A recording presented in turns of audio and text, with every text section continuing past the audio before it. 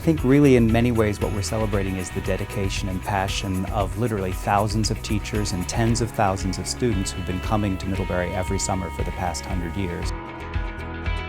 Typically language programs come and go. They last for a few years depending on the flavor of the day and languages, but the Middlebury programs essentially are very, very stable, and the schools that were founded 100 years ago are still with us today, and the ones that were founded 50 years ago are with us today.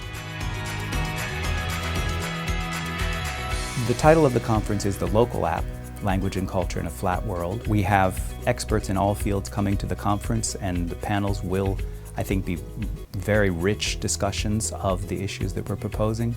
But in particular, those panels are going to be bookended by keynote speeches, at the beginning by Adrian Wooldridge, who is the managing editor of The Economist magazine and the Schumpeter columnist. And at the end, the conference will be summed up by Frank Sesno, who's a trustee of Middlebury College, but also a former CNN anchor. And he'll be doing the job of synthesizing what it is we've learned from the conference and what this will hopefully contribute going forward.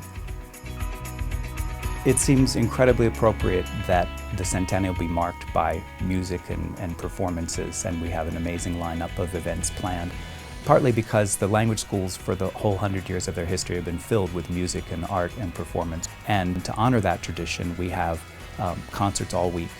We have classical music, we have jazz, we have drumming from Korea and China, bluegrass singing in Chinese. So it really is in many ways a seamless movement from learning language to learning to express and communicate through the arts and through music.